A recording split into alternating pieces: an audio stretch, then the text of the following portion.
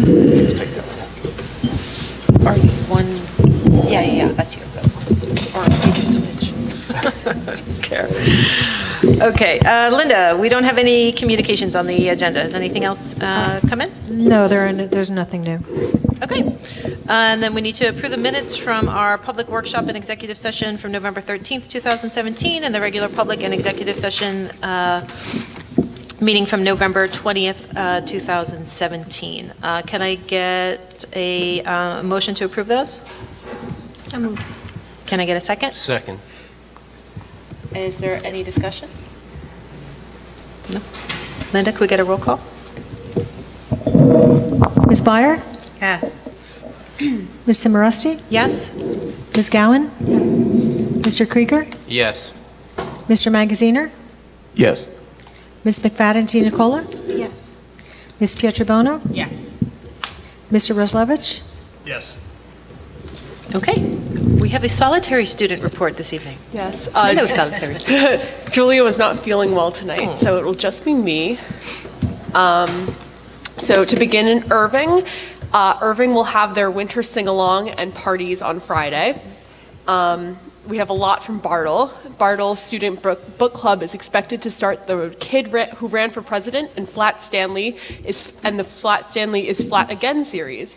They average 25 students each month, and the students meet monthly to discuss the books. The Bartle Student Council's Wrap It Up was a huge success, with over 50 gifts being wrapped by student council leaders. The Bartle Winter Concert for parents is on Thursday evening at 7 p.m. and Friday there will be a winter music assembly for the staff and students. Mr. Benjamin is also having a staff holiday appreciation holiday luncheon for teachers and staff for all they do. And Mr. Benjamin and Mrs. Kirk took parents to visit the fifth grade Camp Mason site to start the new camp, which is so exciting. The first ever Bartle Epic Cookie Swap at Bartle was a huge success, with prizes given to teachers for unique cookie types. And the Bartle Epic Math Night was a blast, with nearly 100 parents and students in attendance. Parents expressed to Mr. Benjamin that they love all the amazing family-oriented events Bartle continues to have for them. We don't have a report from the middle school, unfortunately, but in the high school, Student Congress is hosting their second Spirit Week this week. Today was Pajama Day, tomorrow will be Twin Day, Wednesday is Wacky Sock Wednesday, Thursday is Throwback Decades Day, and Friday is Holiday/Ugly Sweater Day. Participation is not being counted for grade points this week, so the students are just enjoying a relaxing week. There will be a winter pep rally this Friday. Sports teams and clubs will be celebrated, and students will enjoy performances by the band, choir, a mandala, and K-pop club. DECA is currently running a book drive until February. The proceeds are going towards Bridge of Books. They are also looking forward to their regional competition on January 4th. And finally, students and faculty are looking forward to the winter breaks and holidays. I bet they are. All right. Thank you very much, Olivia. Does anybody have any questions for Olivia tonight? No? All right. So we move on to Dr. Taylor's report then. Thank you, members of the board. I'm going to step up to the podium and ask our athletic coordinator, Craig German, and Mr. Lassiter, our high school principal, to join me at the podium.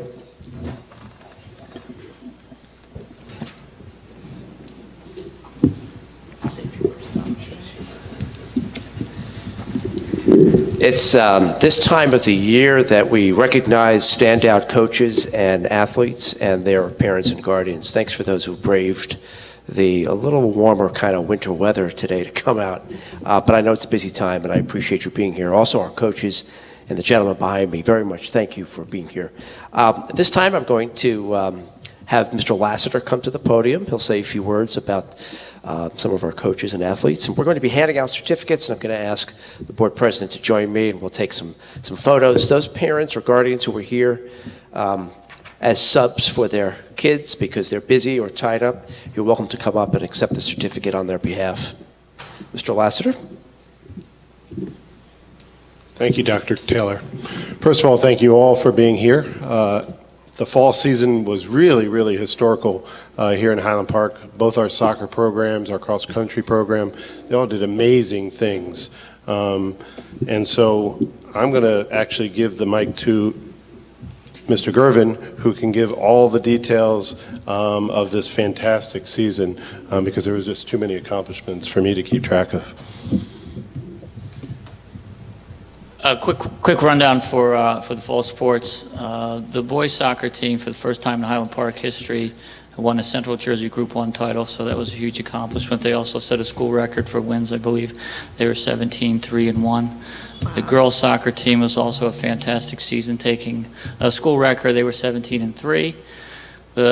In only their second season, the girls volleyball team was 14-3. They did a very nice job. The cross-country teams, boys and girls, lost one meet apiece. And I'm going to forget, the tennis team also had a fantastic season, 18-3, only lost twice to Metuchen and once to the state champion, New Providence. So fantastic season for all of the fall sports teams. So it was congratulations to all of them. I want to start with a few of the coaches that are here. One guy I think we should recognize with some special recognition, had the best season in Highland Park history, and he was rewarded as not only the division, not only the county, but also the small school state coach of the year. I'd like him to come up and talk a little bit about his team, and that's Coach Keith Roig.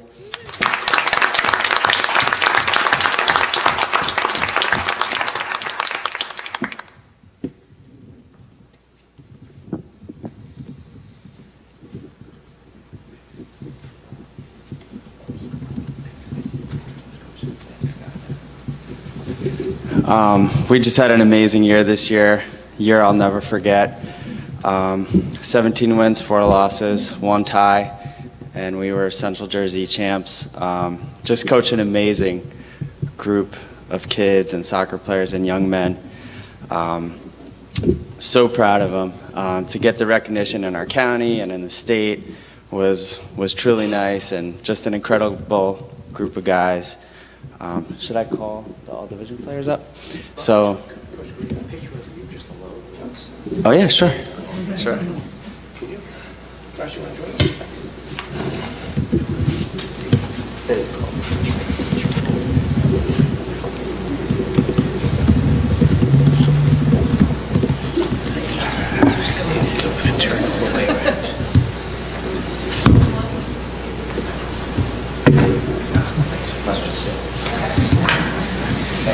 And if all our boys, all division players, come on up.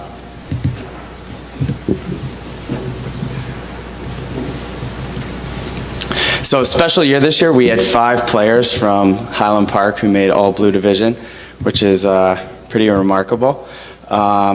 Ethan Gildenberg, our attacking midfielder, 10th grader, was recognized as one of the best players in our division, led our team in assists, 2nd, I believe, on goals.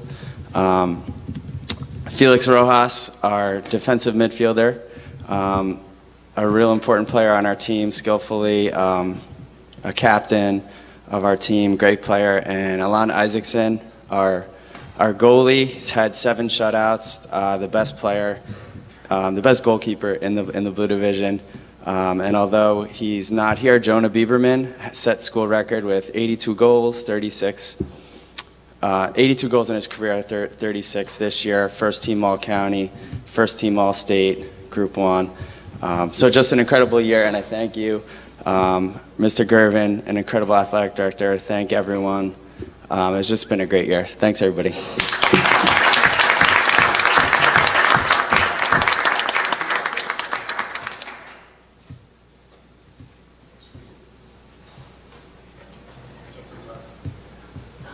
Enjoy the picture. We just spoke about you. Give a round of applause to Jonah again.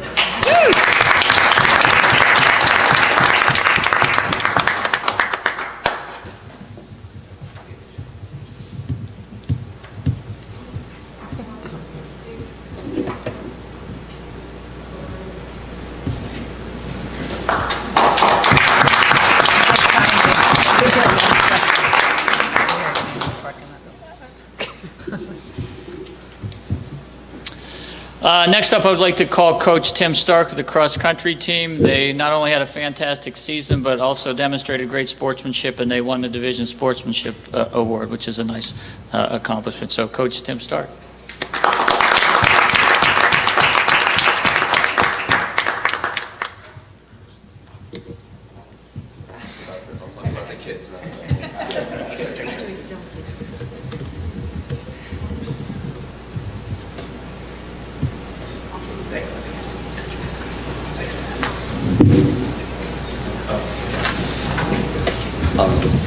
We also had 4 athletes that were honored with awards this year. On the girls' side, both were first-year runners. Talia Fishman and Bella Godish made all blue division. We had someone, I don't see him here, but Peter Tilton was named to the all blue division, all county and all state. He set a school record at Thompson Park in GMCs when he finished 4th, and he set a school record at Homedale Park when he also finished 4th in the Group 1 state race. And finally, we have Jonas Silverman, who is here, who was on the all-blue division team and finished 9th place in the Central Jersey Group 1 race. Jonah, coming up.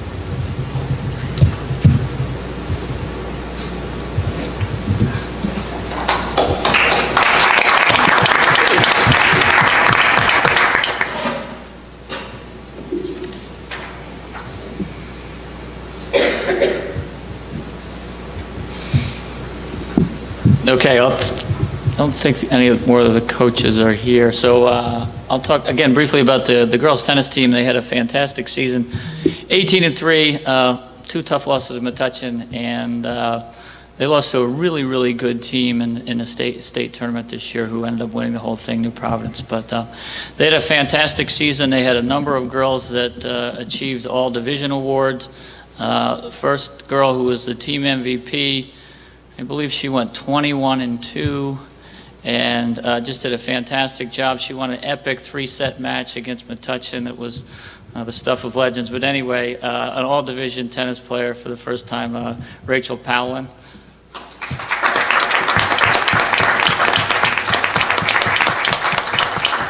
Also all-division in tennis, Louise Liu, Tiffany Liang, and Diana Chiss.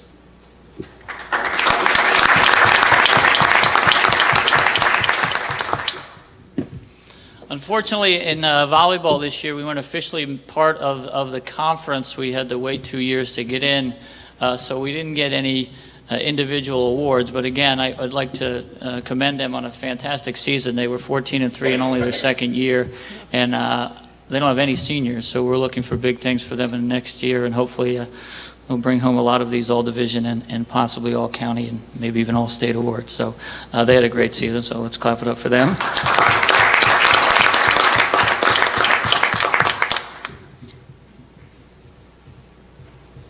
All right, I think that brings us to last but not least, certainly girls soccer. They had a fantastic season, 17-3, set a school record for wins. Again, they were 17-5 last year, so they had a tremendous 2-year run. And I believe there were 7 girls who earned all division, and then we have a few with some additional awards. So earning all division, Julia Marks, Anya St. Martin, Katie Volpert, and then we have 3 or 4 other girls. I want to say a little bit more. Rebecca Ochan, who is not here, not only was all division, but for the second year in a row, she was 3rd team all state. So great job by Rebecca. Bailey Nestor, also for the second year in a row, she was all division, and she was the Coaches Award winner on the team. She had a great season. I do think we have the next 2 here. Gabriella Sanchez was all division for the second year in a row, also co-MVP of the team. And a lot of times the defenders don't get recognized, but For me, and I think a lot of people that we played understand that she probably should have been at least all-county or possibly even all-state. She did a great job in the back. She was a rock, and she did a fantastic job, and she had a wonderful career here at Highland Park. And I'd like to call Gabriella Sanchez up for the All-Division Award.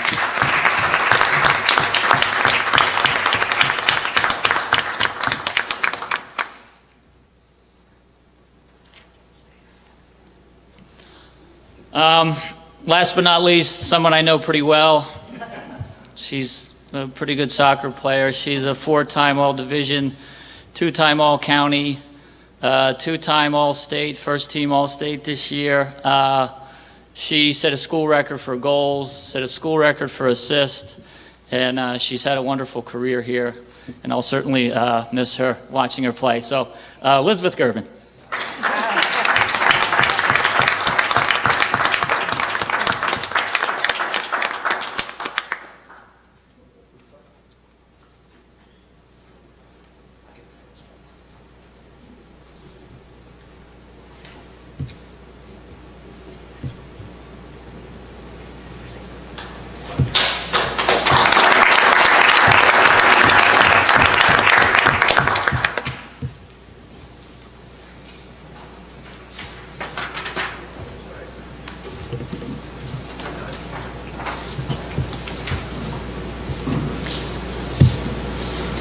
We also have a few awards for the football team. Although we did not have a successful season as a team, we did a few of the seniors, and the kids did a nice job persevering in a tough season. We had 2 award winners. Kyle Hagan was named All-Division, and Jalen Smith was named All-Division and All-Conference for football.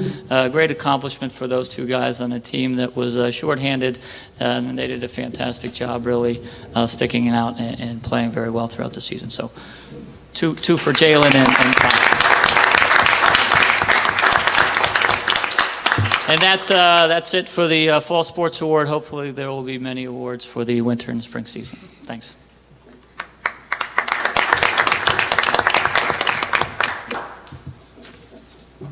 I just want to personally thank Coach Gervin, our athletic coordinator. We really couldn't have the program that we have without him. So please give him a round of applause for all he does behind the scenes making this all work. I am incredibly proud of all of you. We are a small school, and for us to be competing where we're at is just fantastic, and it shows the true dedication you all have to your sports. We have some academic awards, though, that I want to give out as well. We have 3 young men who have distinguished themselves so much in regards to how they perform in our virtual business challenge. In fact, they went out, they convinced Ms. Churko that we needed not only the retail virtual business, but the restaurant virtual business. And please correct me if I'm wrong. This was our first time competing in that particular challenge, yes or no? No? Okay, well, this is the first time we've had this software, I think, easily available for you guys to work on. And they took first place in the North Atlantic Virtual Business Restaurant Challenge. They're going off to the Nationals in Georgia. Max Schiffman, Eric Chen, and Andrew Shee. Come on up.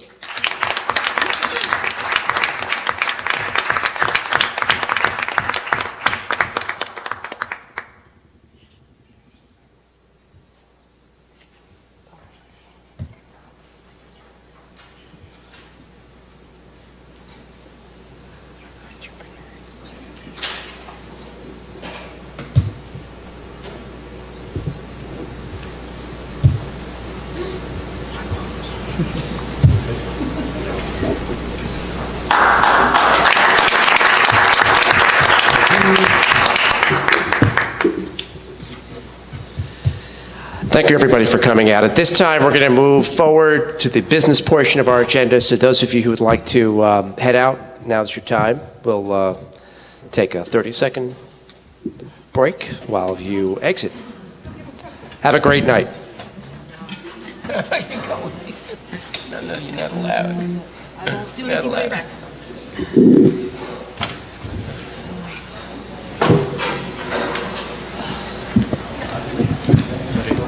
There's also a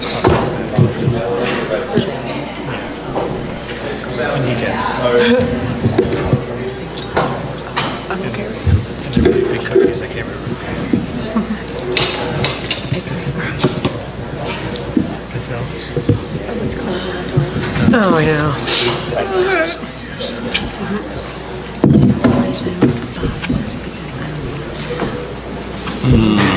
Right.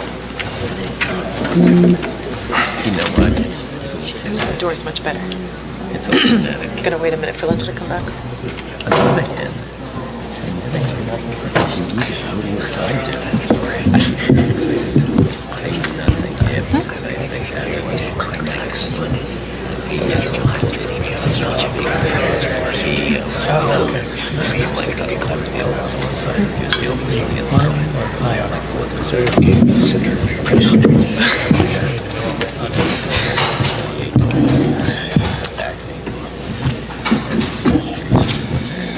We're just gonna wait a minute for Linda to come back.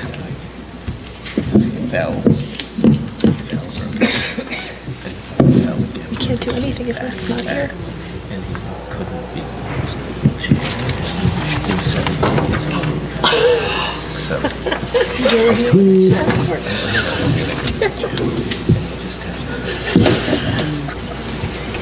Okay, we will get started with our committee reports. Michelle, could you give the curriculum and instruction report? Yes. Item number 1 is approval of field trip requests. Item number 2 is approval of the October HIB incident report. Item number 3 is a new course in the high school, and we're voting on ceramics 2. Number 4 is approval of affiliation agreement with Rutgers.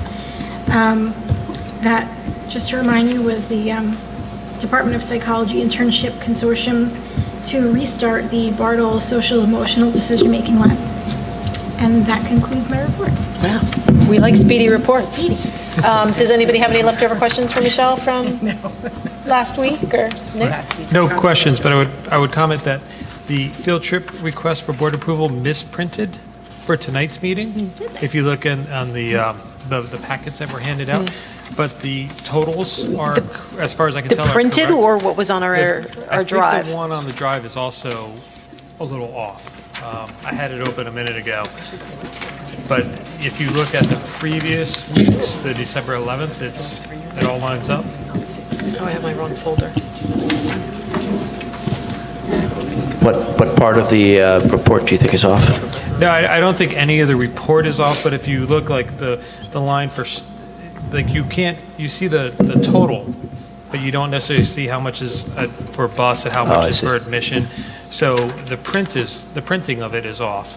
But the December 11th report. Was okay. If you look at that report, it lines up. Okay. But everything looks like it's still okay, Yeah, other than a everything looks like it's- misalignment in the yeah. printing? Okay. Okay, so if nobody has any questions about curriculum and instruction, we'll move on to finance and facilities with Mark. Yes, thank you. We move closer. Yes, thank you. So we did go through this last week. As I suggested at the time, we have new bill lists, athletic bill lists, and cafeteria bill lists. So these are just getting up to date for the end of November or into early December. That's items 2, 4, and 6. There's a approval of the treasurer's report, which is new. It's accepting the recommendation of the superintendent approve the preliminary report of the treasurer of school monies as of September 30th, 2017. The approval of the board secretary report, October 31st, that no budgetary line has been overextended. And then the certification that there's sufficient funds, item 10, through the rest of the year. And then there's budget transfers in item number 11, which is also new. Items 12, 13, and 14. 15 are all were all covered last week, as was number 16, which is the removal. We're going to vote for removal of a student for non-residency, which we've discussed the residency requirements and the certification of residency by residents of Highland Park whose children go to our schools. There's 17, 18, 19 we went through, that's new equipment. 20 is new equipment, as is 21, which again we went over. And then 22 we discussed slightly last week, the tree dedication program for the borough.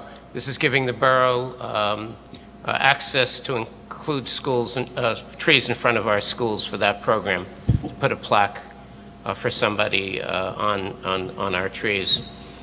And then another new item is the recommendation of the superintendent to approve advertising requests for proposals for custodial and management services for a multi-year contract beginning July 1st, 2018. So that's the full report. Okay, wonderful. Does anybody have any questions for Mark? Just under 12, approval for professional services, David Rubin. It says November 30th, 2017 to June 30th, Yes, that's a mistake. 2017, yeah. So that should be so it should be changed to 2018. 2018. Thank you. Is that the residency? No, that's actually, David is actually conducting the investigations. Oh, okay, okay. So it just needs. We don't date- anticipate it'll go till Yeah, June, yeah. but we Okay. keep it open in case necessary. Okay. One question on number 16. Is this something that the board normally votes upon? Or is it? That's a good question. Because looking at it, it looked like there was all sorts of different procedures that the board needs to take, or not the board, the district needs to take in terms of notification and 21 days, et cetera, but I didn't see anything that really required the board to approve the removal. You know, we don't necessarily. The board vote. attorney recommended that we actually have a resolution on the agenda because, for this particular case, because of the nature of the case. Oh, it was at their recommendation? Okay. Correct. Good. Thank you. Okay. Could I hop in? I'm sorry. On the, back to number 12, with regard to David Rubin at $180 an hour, do we have any sort of limitation on the number of hours that he could work? Could he work 1,000 hours or 2,000 hours or 100 hours? I think it's highly unlikely. No, but is there a limitation on the number? There isn't one stipulated, but it shouldn't clearly be anything. Is there an agreement with him that, of any sort? Just to conduct the investigation as warranted. I can't speak for him or his law firm, but I can say that, you know, there's a certain reasonable amount of work that, when you hire an attorney, like that's, you don't expect. Michelle, can you check your switch? Oh, Make sure is it's on. There it is. Okay. So, yeah, I mean, I don't know if you ever get an estimate, but there's some reasonable amount. Well, I understand from his end. I'm wondering about from our end of putting some sort of a cap. Honestly, I don't know how we would do that because we don't know what the investigation is going to entail as he gets into it, so. Okay. So I'm going to vote no on that. Okay. Any other questions for Mark?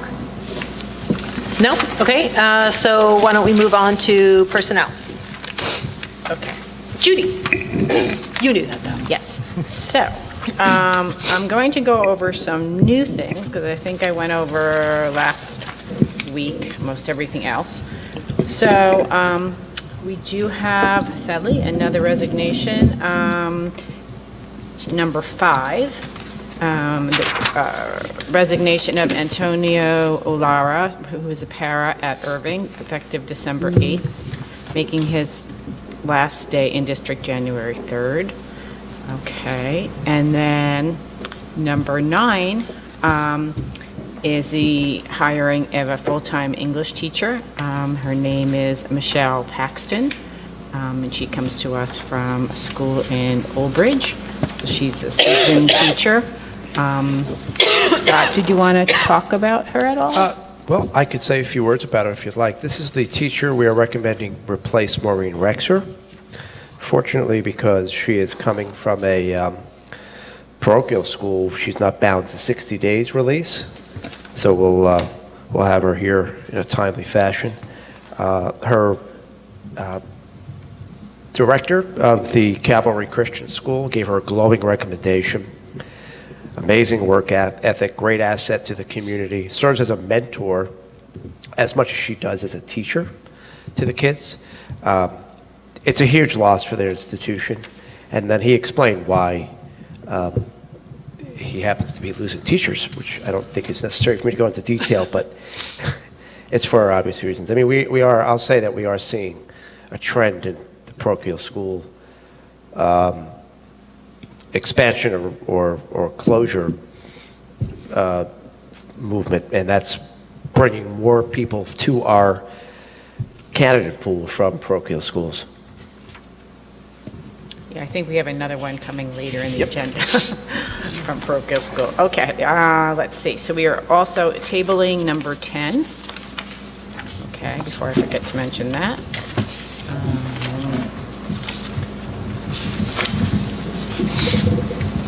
Number 21 is new also, approval of payment for attendance at the 6th grade parent orientation. The teachers are listed below. 22 is approval of WISE mentor training for Nicole Marioni, Craig Gervin, and Natalie Martin. Number 23 is the approval of home instructors, Mr. LoBianca, and I cannot pronounce the other teacher's name. 24 is the approval of middle school Title I tutoring teacher coordinator. We have a request for approval of medical leave, number 25. And then we also have an approval of an elementary teacher for Irving. This is replacing Rebecca Fittipaldi. So that is Renee Dubol. Now let me pull up. Renee's resume is on the drive, and this teacher comes to us from Hamilton Township School District.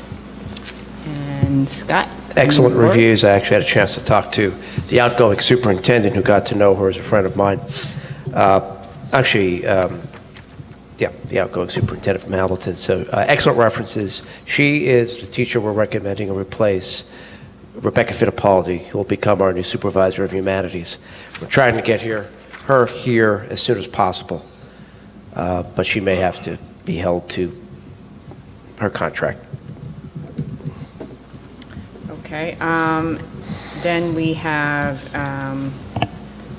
number 27, approval of maternity replacement special ed teacher at the high school, Eugene Tyrell. Let's see, number 28. This is the administrative secretary at Irving School who replaced, Ms. Gardner, Fran Gardner. Thank you, yes. Okay. Who we're moving to the payroll position. Another great find. I actually interviewed Angela for the payroll position. She was one of the finalists for that position, and we chose Fran over her for a variety of reasons, but I actually recommended that Angela apply for this position because she was fantastic. Glowing references. She was like a fixture in her last principal secretary role down in the South. And so she's going to lend a lot of great And she's work. fluent in Spanish, which is nice. No, South. South Jersey. South. As in Georgia South. As in Georgia South, okay. I thought you meant South Jersey. South are we talking here? You were so Jersey Central. But I'm happy because she's fluent in Spanish, so I thought that's great. A nice skill set. Yeah. Okay, and so 29 is the approval of a new guidance counselor who is replacing Kristen Alpag. This is Lisa Sanfilippo. And Scott, take it away. Sure. Has some years of experience, which we were looking for because we need somebody to hit the ground running middle of the year. This person would replace Kristen Alpa at the high school. We spoke with some of her colleagues. Her background working in a school for special needs students who had severe behavioral challenges is a real asset, and apparently was in Long Hill as well. So we think she's going to be a great addition, not only to the guidance staff, but also to the INRS team. And who knows what other work she'll be able to contribute beyond just her counseling duties. We sort of get a twofer with her. Nice. And number 30 is the approval of maternity leave replacement elementary teacher, Montana Burkholz. And then 31 is just the approval of substitute teachers from Source for Teachers. And that concludes our new items on the agenda. Okay. Does anybody have any questions for Judy? It's not so much a question, but we didn't get to hear a lot about the media specialist, Mr. Hanks. Okay. I think we might have talked We talked about him last week. We have this register. Maybe I was tired. Okay, he's a new graduate. He's graduating this month. His background is in actually in fine art. Oh. Which is interesting, in his undergrad. Scott, you interviewed him. What will you? Sure, I can anything expand else if you'd you'd like like. to share? So he is a new media specialist. He'll be certified anytime now, but by before the break. His cooperating teacher said to us that he, quote unquote, gets children. He understands what children need to love reading. That's his passion. He happens to be a fine artist. That's his background. He went to Mason Gross for that degree, then went back to get his master's in library science at Rutgers.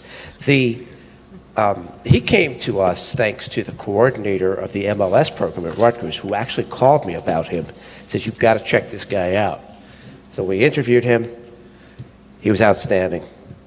We're really, really fortunate to have somebody at this juncture to be such a hopeful, strong asset. I'm super excited about that. That's great. Okay. Anything else? No. All right, that's it. So, Anne, could you tell us about the policy and regulation agenda? Sure. We have one policy that we are voting on tonight. That is policy 8550, unpaid meal charges. I regret to say that I would like to propose a change to the policy. It's not a substantive change. It's just a grammatical / procedural one. So I realize this is a little bit not timely, but maybe I could read it to see if the board. It's not an interesting policy change. So here, this is the provision that we spent some time speaking about. If after the student has not. Let's see, here it is. Okay, if the student is in arrears, the parent has 10 days to pay the full amount, then the parent gets another notice, and then if 7 days pass, something happens. And we talked a lot about what that something should be. Our options include not giving that student anything at all to eat unless he brings his money for that day's meal. We decided, no, we're not going to do that. We were going to provide the student with a meal, and we were going to work out later whether there might be some source of payment available for a standard meal, some sort of charitable donation or funding from somewhere, or whether the student would be given, some sort of, I'm not sure, less expensive meal. But we're hoping that that doesn't happen, though. In our policy committee, we spoke about trying to find funding.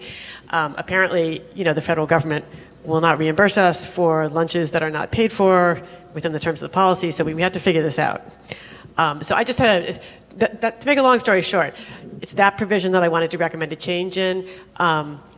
The provision now reads, if payment in full is not made within 1 week from the date of the second notice, the student will not be served a standard school breakfast or lunch without payment for that day's breakfast or lunch, beginning the 8th calendar day from the date of the second notice, but will be provided a meal. I think this is the result of editing on Google Docs, where so many different people made changes, and then we realized that they didn't really fit together. I propose that we just change this to say, if payment in full is not made within 1 week from the date of the second notice, then the student will not be entitled to receive a standard meal as of the following day unless the student pays for that meal. The student will, however, be provided with a meal. Well, that's not very eloquent either, but I think it might explain a little better what's happening. Good. Do people feel okay about that? Can you say that one more time? Sure. Okay, so this is after the parent has received 2 notices and has not made payment within 10 days plus another 7 days. If payment in full, it's at the end of the second paragraph of the policy. Yeah. If payment in full is, not if payment in full in not made, that's another change. If payment in full is not made within 1 week from the date of the second notice, and here comes the change, then the student will not be entitled to receive a standard meal as of the following day unless the student pays for that meal. The student will, however, be provided with a meal. So what's the difference between a meal and a standard meal? A standard meal is the meal that, I mean, this is, Is that, it sounds like we're sugarcoating the cheese sandwich. yeah. I mean, I gather the issue is that the federal government will not reimburse us for a standard meal. So we need to have some kind of provision not providing them with a standard meal, but we had spoken about, aggressively seeking out funding so that the district can cover the occasional situation in which someone is in this situation. So in other words, we're hoping that the student will wind up getting a standard meal, like every other student, and there will be no cheese sandwiches. But we have not yet worked out the funding for the non-cheese sandwich meal. I'm also happy to table this and work out the funding now before we, vote on the policy. I say table it. Yeah, that's. No, I don't agree. We've spent so much time on this. We should just have something. And this is better than what we have. And we are sugarcoating more than one thing here, because we're not supposed to, I think, do any of these things in terms of giving students food if they haven't paid. I think you're allowed to give a cheese sandwich if you pay for it. I mean. Oh, if you pay for it. Well, yeah. I mean, yeah, right. Either way, there's a funding issue. Yes. How can the state tell us whether or not we can feed a kid if they're in school, hungry, and don't have money? It's the feds. Yeah. Well, the feds through the state. It's about the reimbursement, not about whether we can give them the food. And it's also about we're supposed to have a policy that tracks the statute in this way, the state statute. I mean, I agree. I don't like to have a policy that says the student will not be entitled to receive a standard meal. That doesn't send much of a message. On the other hand, most families don't read these policies until they become an issue. It's not like on the front page of the website. And we did commit to trying to figure out how we would pay for standard meals in the unusual event that a student is unable to pay for that day's meal and is in arrears. I want to add to it that this is a slight money-making program for the district. Right. We're not losing money on this program, right? Correct, Linda? Not at this time. Right. So there's an idea that perhaps we could use some of that, not at this time, perhaps we could use some of that money that could be transferred over to cover the occasional unpaid for school lunch on behalf of a student who is really having difficulty. Do we want to be publicizing that we're in the red, in the black? We have to. It's too late. We can't keep secrets about where our money's coming from. We're so little in the black on this program. It's pennies, I'm sure. If we're going to change the words, I would change the words to make it optional the district. So somebody's 3,000 in arrears. I don't necessarily want to encourage, if there was such a family, I don't want to encourage them to continue to use the largesse. So could we put some optional words in that? The district may instead of will? I hear what you're saying. I mean, I would not, I don't agree with that, but if the board does, I do want to say that, there are 17 days that have passed here, and I am trusting our administrators and our guidance folks and our child study team members and all those people to be, intervening. We talked about the need going forward to have a school staff member be responsible for following up with students who haven't been paying, rather than just a collections notice going out from the cafeteria people from Pomptonian, so that hopefully, if there's a problem, the school can figure out what it is, intervene, point the family to assistance. Hopefully, if it's a student who is $3,000 in arrears and really wants to have a cheese sandwich or perhaps a standard lunch, that situation can be dealt with before it becomes an issue. I think if we say may, then that leaves it possibly up to the individual worker at the cashier, and I don't think we want to be in that situation. I think we want to make a direction of what our intent is. That's a good point. We did spend so many hours on this trying to flesh out words that are fair but don't take advantage. So I would argue not to open it to another set of discussions. I just think what's there is months. unclear, though. I think it's unclear. They won't get a standard meal, but they'll get a meal. Or they may not get a standard meal, but they will get a standard meal. Again, I said will not be entitled to it as a matter of federal law. I mean, I'm happy to amend this just to say, school, what school personnel shall contact the parents again in that situation, or we shall feed them a meal. I think guaranteeing a meal probably puts us in violation of the state statute. I can't imagine we're the first district to be dealing with this, actually. No, I don't think we are. I mean, I think what the policy committee thought, I have to say, obviously, I did not check this language carefully, but the gist of what we were thinking was that we would look into figuring out how to finance whatever this was. And also better action about not having happen to certain families in the future. Like Right. trying to figure out why some families were in arrears, and ones that were entitled to free and reduced, make sure they would sign the paperwork at the beginning of the Right. year, all that kind of thing. So we're trying to get more to the root So- of the problem. Right, because apparently what's been happening now with there are a number of families that are significantly in arrears, and it seems that some of that may be the result of our outsourcing to Pomptonian the task of following up on parents who are in arrears. So we are hoping that if we, institutionalize having a staff person or staff people in the schools to follow up, we wouldn't have a situation where someone went on for $3,000 enjoying the delicious. Catch it at Can I- $5.95. Can I throw this at Scott? Scott, based on the conversations that we've had about this policy already, have you thought about or implemented any procedural changes to the way the district is contacting families who are in arrears? Because I'm looking back at the report that Linda gave us on November 20th. Right. That, all told, we're looking at 74 students with accounts that are greater than $10 in arrears, a total of under $3,000. Like, we're not talking that we have, people who are $10,000 in debt to us, for school lunches. Like, and it seems like part of the problem may be the way that outreach has been conducted, that, letters are sent out to people that have 5-cent, Right, is there some way that we can streamline the process so that we're really reaching out to the families that seem to be struggling? And if, a kid has ordered 4 lunches and haven't told their mom and dad and has run up, a debt, that we're not throwing that into the pile. Because, I think any of our kids have probably done that, bought lunch when they got sent with lunch because they didn't feel like eating it, ha, ha, ha. And now, mom owes $15 because they've done it a few days.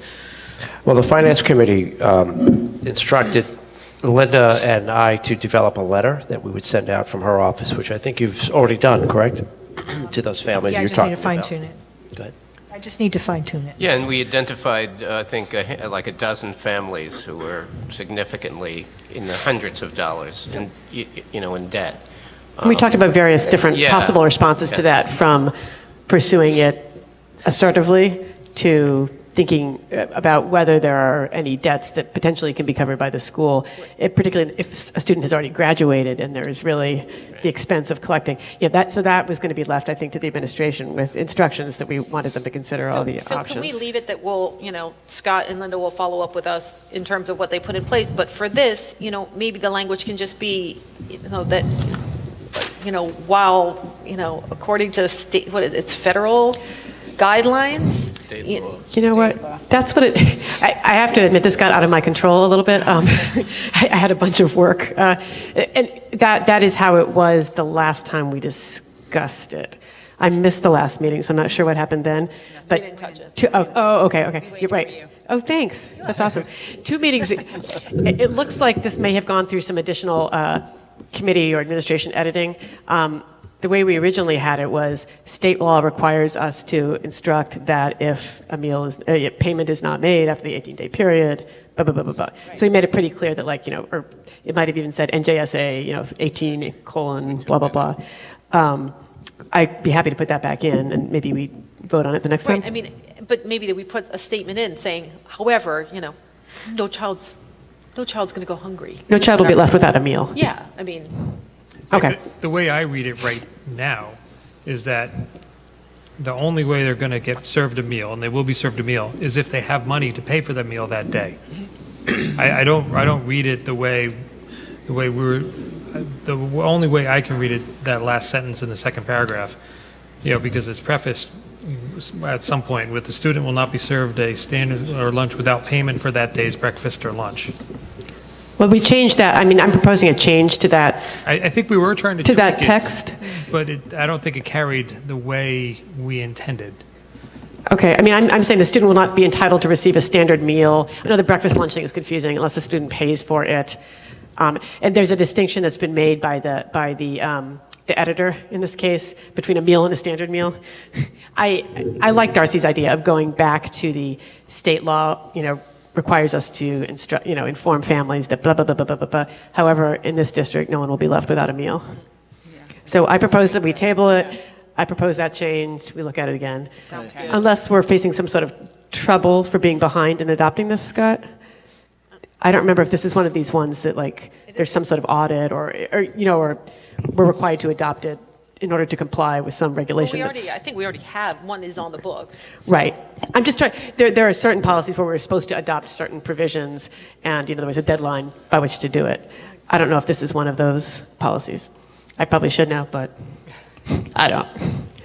So I guess, Scott, are you aware of any such necessity of voting on this policy by a certain deadline? Some of the special ed policies, for example, we needed to get them passed. No, it's a mandatory policy. We already have one in place, so we're just now modifying it. And as far as I recall from Strauss-Esme, there were no major changes made to the policy. The law, the statute? This whole thing is a major change. Are we right? Oh, I stand corrected. So I believe we would need to have it in place before the school year is over, because this is CUSAC. Well, the school year, for sure, but not tonight. I don't know, there's no imminent. That's what I was wondering. Okay, so I propose we table it. I'll make some changes to the language. I'll notify the policy committee, and then we can all take a look at it next time. Okay. Sounds good. Okay, thanks, guys. I apologize for not having kept up with the editing status of it. Oh, thank you. The committee didn't help you at all. No, we didn't. Okay, so if nobody else has anything further on that, we will move on to equity and excellence, but we don't have anything for that, I don't believe. We don't have Sharice, and no one else who's on that has any? Nope, okay. So that would bring us to public comment. Highland Park Board of Education welcomes public participation. It's reserved this time for your comments. If anyone back there has any comments, nope, nobody's moving. Nobody's moving. Okay, so we will start to move through our agenda then. Michelle, could you move the curriculum and instruction items, please? Yes, I would like to move items 1 through 4. Okay, is there a second? Second. Is there any discussion? No? Okay, seeing none, Linda, could we please have a roll call? Ms. Byer? I'm voting yes on 1, 3, and 4. And then for 2, yes on A through N, no on O through Q, and then yes on R.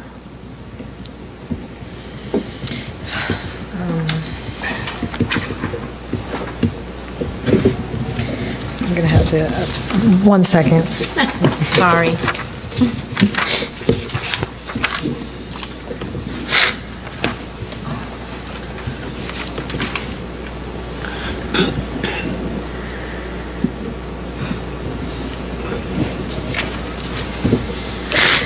Mr. Marusty? Yes. Ms. Gowan? Yes, with one exception. On number 2, letter O, I will abstain on that one, please.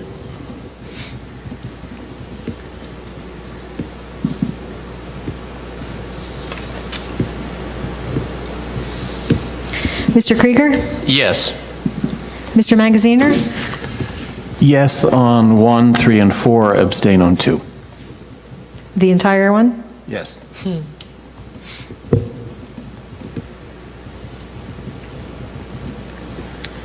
me see.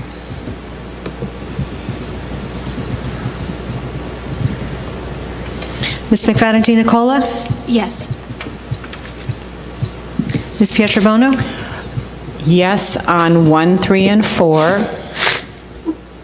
Number 2, yes on 1 through N. Abstain. You mean, excuse me? Oh, letter. Do you mean A through N? Yes, A through N, sorry. Abstain on O, P, and Q, and yes on R.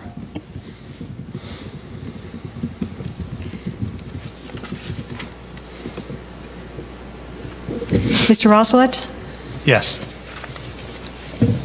Okay, Okay, could we have Mark, please move the finance and facilities items? Yes, I'd like to, but before I do, on the item 12 that Rob brought up on the attorney services, I realized just after we finished on finance that I'm very happy for the finance committee to review any ongoing bills so that we have an idea of actually what it really is costing us, and I think we should. Sure. And hopefully that will make everyone satisfied.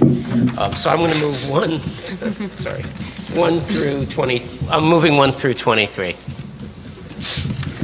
Is there a second? Second? Is there any discussion?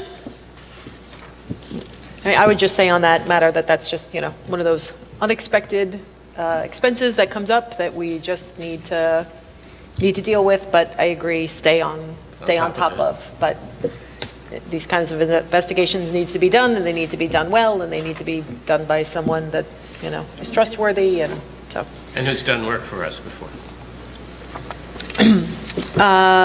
Okay, Linda, could we please have a roll call? Ms. Byer? Yes. Ms. Simorowski? Yes? Ms. Gowan? Yes. Mr. Krieger? Yes. Mr. Magaziner? Yes on all but 12, and I'm going to vote no on 12. The whole thing? Well, you know what? Can we split up 12? Sure. Okay, then in that case, I am yes on all of 12 with the exception of the one item that we mentioned, attorney services, unless we have some sort of cap.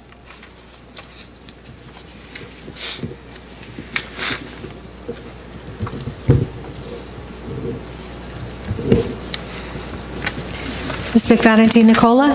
Yes. Ms. Pietrobono? Yes. Mr. Roslevich? Yes. Okay, that brings us to personnel. Judy, could you move the personnel items, please? Yes, moving items 1 through 9, tabling 10, moving 11 through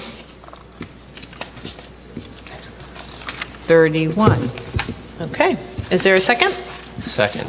Is there any discussion? No? Seeing none, Linda, could we please have a roll call? Ms. Byer? Yes. Ms. Simorowski? Yes? Ms. Gowan? Yes. Mr. Krieger? Yes. Mr. Magaziner? Yes. Ms. McFadden Nicola? Yes. Ms. Pietrobono? Yes. Mr. Roslevich? Yes. Okay, Anne, you want to take us through the policy? Yes, I'd like to move that we table the policy item. I'll second that. I didn't even ask. Back it up. I want to move it. Out of order. I want to move it. Is there any discussion? No. Nope. Seeing none, Linda, could we please have a roll call? Ms. Byer? Yes. Ms. Simorowski? Yes? Ms. Gowan? Yes. Mr. Krieger? Yes. Mr. Magaziner? Yes. Ms. McFadden Nicola? Yes. Ms. Pietrobono? Yes. Mr. Roslevich? Yes. Alrighty, we don't have anything for the Equity and Excellence agenda, so we'll move on to our board liaison reports. Scott, do we have anything from our student who's the liaison for the Municipal Drug and Alcohol Alliance? They have not had a meeting since November 14th, so no. Alrighty. Michelle, anything from our friends at HPTV and the Borough Public Information No, Office? I don't think there's been a meeting. Alrighty. Rob, anything from HPEF? Well, the HPEF did meet during November, and it was an interesting meeting. The lion's share of the meeting really was not related to their activities other than stuffing envelopes for raising funds. But what was, I think, beneficial about the meeting, Scott was in attendance. He normally is in attendance, but in this case, I think because there was the stuffing of envelopes, there was a lot of great interaction between the group and Scott, allowing questions, and Scott particularly to, update the foundation on activities, small, medium, and large, that are going on in the district that they may not otherwise be aware of. And can you recall any of the exciting most exciting things? No, that- you Yeah. got it about right, stuffing envelopes.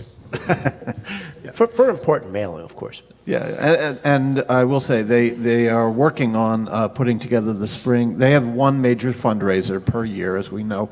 That is normally in the spring, it's May or June, and they're working on that. They have not yet announced exactly what it's going to be, but it seems exciting. Which brings me back to our lunch conversation. Maybe this is something for us to bring up both with HPEF and with the PTOs, this idea of helping with, families who... Oh, the lunch. Yeah, yeah. I mean, because I'm imagining, and I mean, I think this will go back to how we change our procedures with how we interact with some of these families. I mean, from looking at the report that Linda gave us, it looks like there are a handful of families that have a close to 100 or more than $100 balance. If these are families who, I can imagine there's this cusp where you may not qualify for free and reduced, but paying for your kid's lunch every day is still a hardship. And this may be a place. They may have an interest in doing that. I wonder. It couldn't hurt to bring it up just as a. Their bylaw, they have very specific bylaws in terms of how things become a grant, and we can talk about that at the next meeting. It would be an interesting thing to bring up, and it also it's also something I've been meaning to bring up for a long time and haven't, which is the idea of having a liaison to the PTO. I know other boards do have, send a board member to PTO meetings, so I don't know. Does anybody have any? Actually, we have Student Congress has a representative on the PTSO, at least in the high school, and I'm going to be going there in the next Will meeting. you report so for I can us? come. Absolutely, I can definitely come and.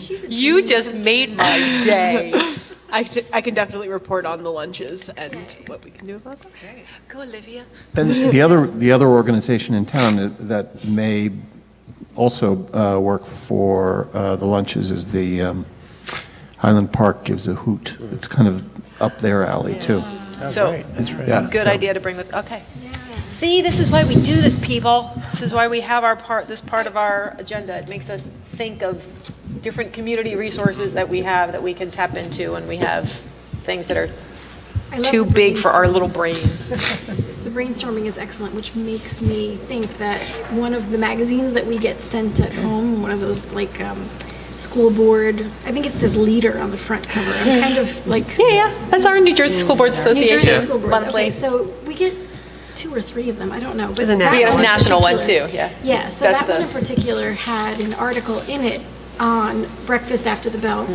And they also talked about a program that was, it was dinner that they provided students. Yes, oh, I read that article. Did you? Yes. It was really like, Yeah, I did. it was heavy on description It was really of the good. issue. It was not heavy on solutions, unfortunately, but they did say that there were solutions available and that we could seek out funding, and that was, nice to know. I wish they would have given some more detail about that, but. Concrete we're ways to get that on the funding. details. Yeah, but I do think that schools were doing breakfast it after the right. bell was one thing that we had talked about, and I'm not sure if we had an update on the Bartle breakfast after the bell, or was it Irving? It's 'Cause Irving Irving. that's having an issue. So Yeah. Irving is having the issue, and I wonder if, if we need a broader conversation about this issue, about students going hungry, because this was really the article spoke very intensely, heavy on the front end, about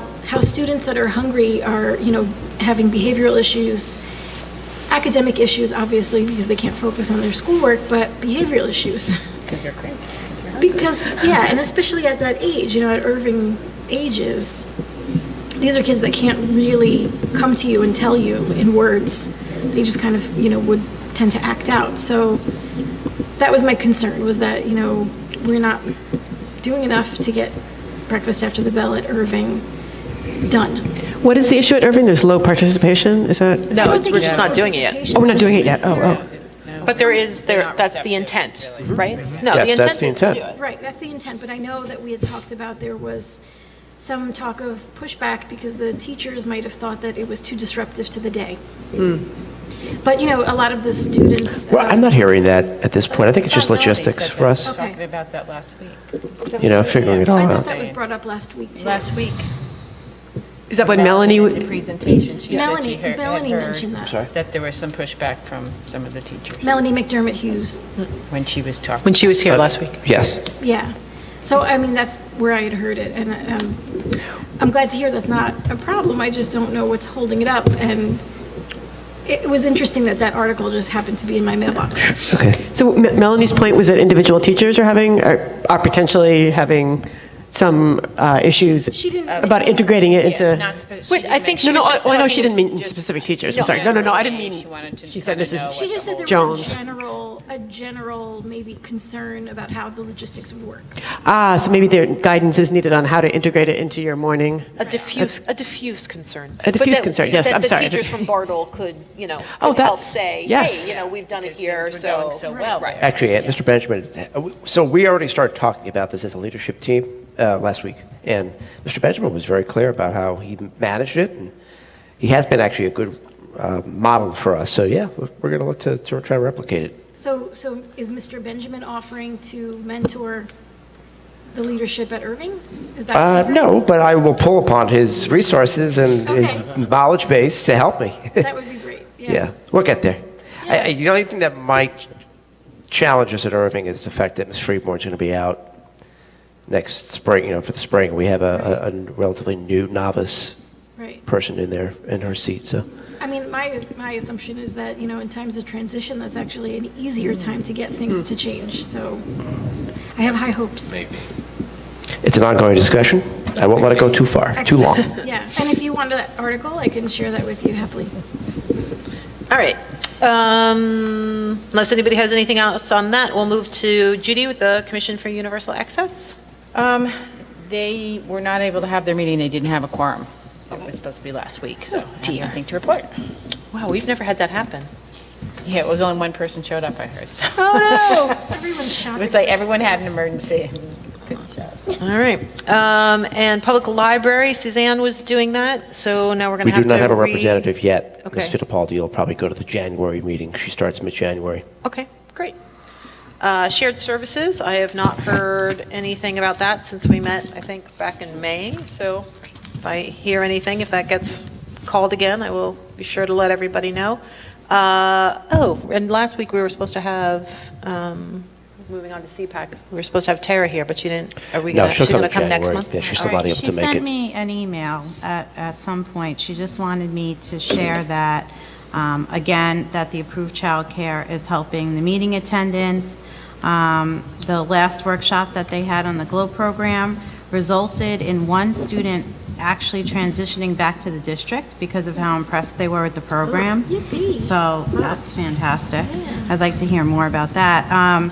She said they added 2 new board members to the CPAC board, and she's working closely with case managers of high school parents to help them with, to guide them through the power of attorney and guardianship.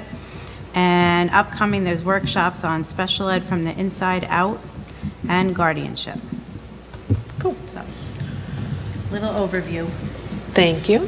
So Sharice obviously is not here to give us an update for parents of students of color, but Scott and I did attend the potluck, when was that? 2 weeks ago? Like 2 weeks ago. Yeah, which was lovely over at the Quilt Room, excuse me, in the Reformed Church. So that was I would say somewhat lightly attended, but a very enthusiastic group of attendees. So that was very nice to connect with some folks there. And then at the same time at the church, in the big room, there was a mole tasting contest, which was very exciting. So that drew a lot of interest into the other room to go Wow. taste mole. We didn't know. It was a surprise to all of us. So not only did we have the nice snacks that everybody provided for the potluck dinner, but then we had a mole tasting contest on top of it. So, but so there was some discussion about, with some of the various folks in the room about the upcoming 40th anniversary of the desegregation order and what that will look like next year and potential events that we can put together and, you know, keeping in close contact with the parents of students of color folks to help create some events around that next year. So we will be sure, excuse me, when we appoint a new, when we reorganize in January as a board and we appoint a new person to replace Charisse, that will be one of the things that we need to do is to make sure we have a liaison to that organization so we can start planning some events around that anniversary. I just want to request that we put that on the next curriculum committee agenda. Okay, oh, that's because great. I really think that would be an important thing The to talk about. desegregation effort? The desegregation anniversary, the order. And can we, I think you sent this around to us before, the packet of News articles? of news articles. Or whatever we sent? Could we maybe get, everybody get a hard copy of that? Sure. Because I think it was really hard digitally, because things are turned in different directions. Exactly. You kind Yeah, of for the need next meeting, I'll bring it. Bring copies. Maybe there's some way we could even get it before. I'm trying to think. I have a way. I'll figure it out. Okay.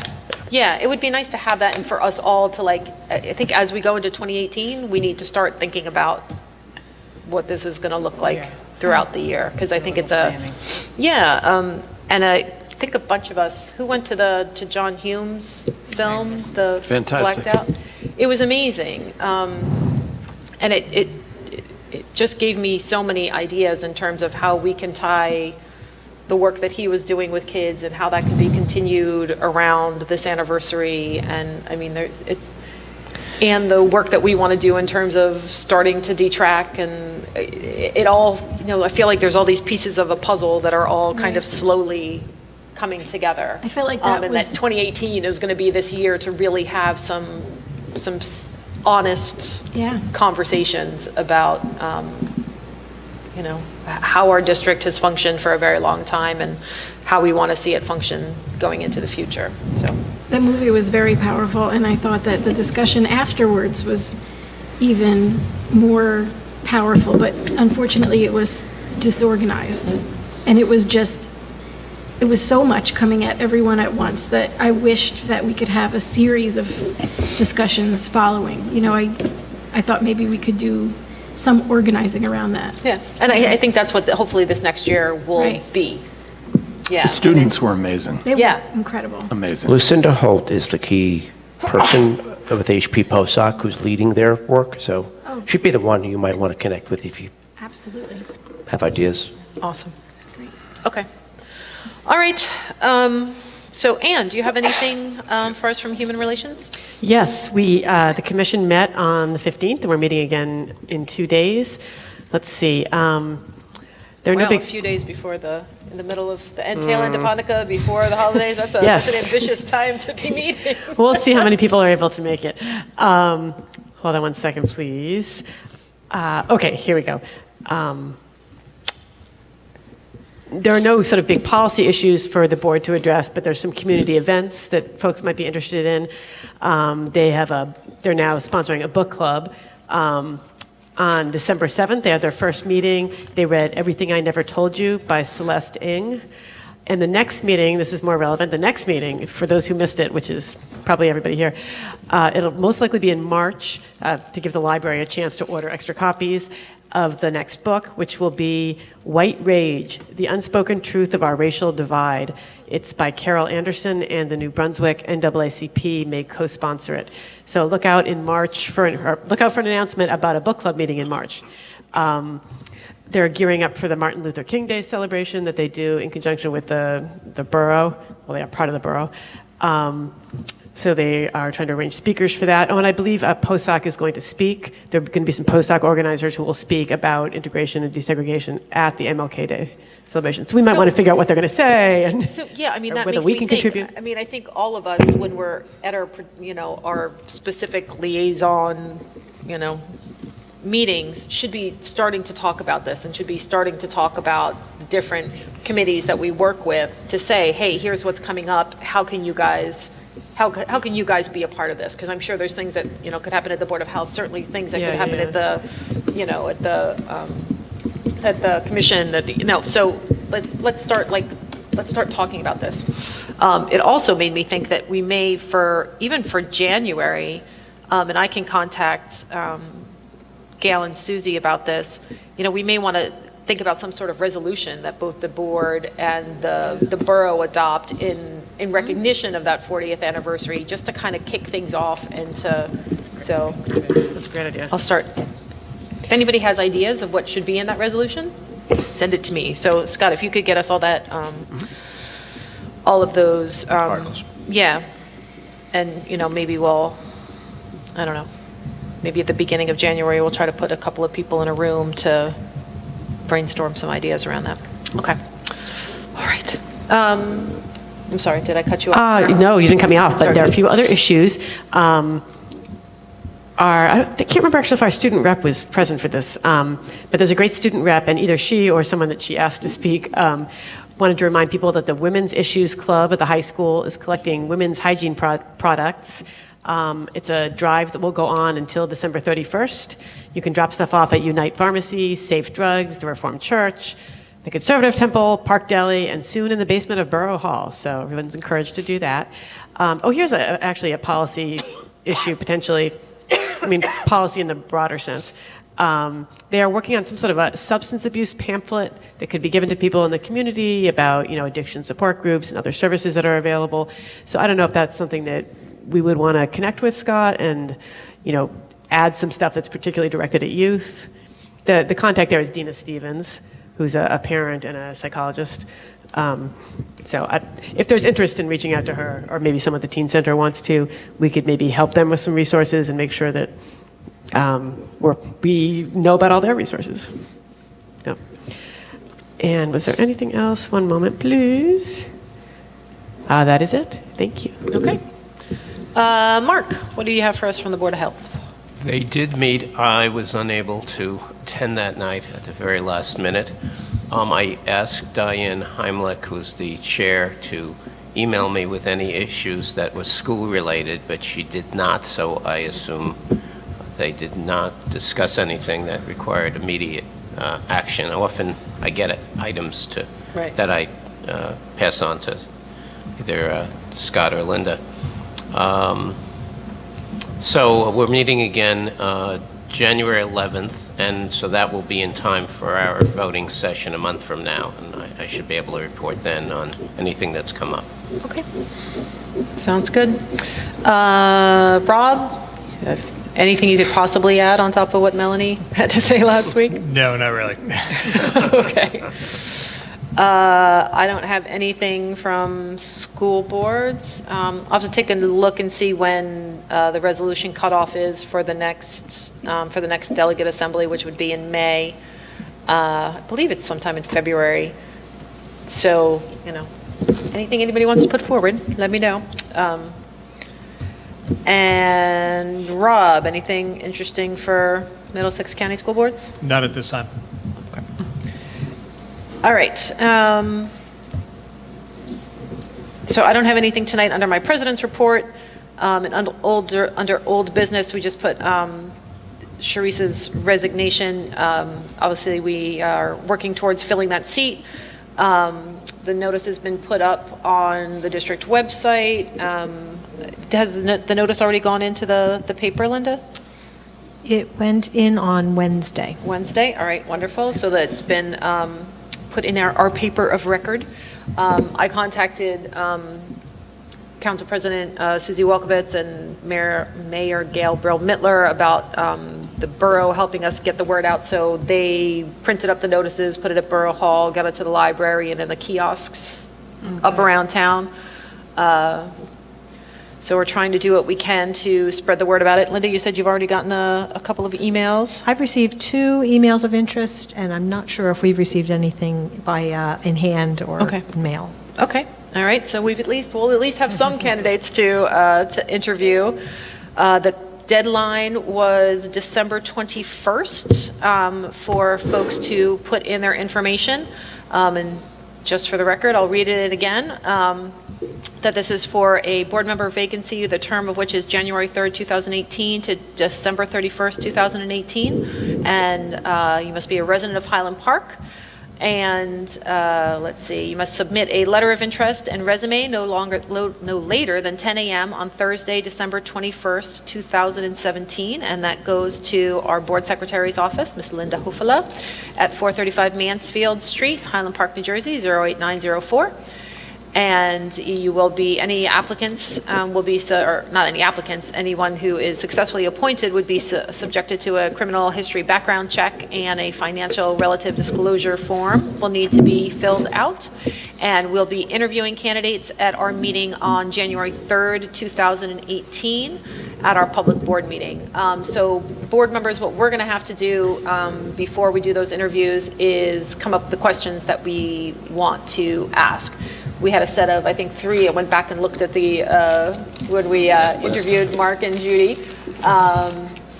The 3 questions that we used then, you know, we may not actually, you know, going back and looking at them, we may not actually find them all that terribly interesting. I don't know. What's your favorite color? So we'd be able to, could we do that at that meeting? We could recess into close to come up with a few questions, right? Yeah. After we reorg. You're all board members. So we don't have to reorg. So you can meet in executive session prior to the board meeting. Fabulous. So Okay. you can, you can recess to executive session.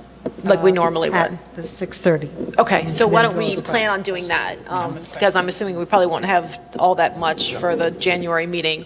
We can Not take that one. that, we can take that hour beforehand to take a look at resumes that we, although we'll get the resumes ahead of time, they'll be on the drive, but we can, you know, take a couple minutes to go over them, look at the questions that we had for last time, see if we want to use those, come up with new questions, what have you, and then we'd come back out into open session. We have to reorganize. And then we'll interview candidates. So that part will happen in public. After all of those interviews are conducted, then we would go back into close. We can discuss candidates' qualifications, and then back out into open. And then we have to have nominations. So someone will have to nominate someone, but we can actually also have multiple nominations. So, you know, if we don't all agree on who we want to be, the, you know, different people can be nominated, but then each of those nominations have to be voted on by the full board. I have a question. Yes. Are we going to have enough time to come up with new questions if we're reviewing the old questions in close that night? I don't think it would take us terribly long. Okay.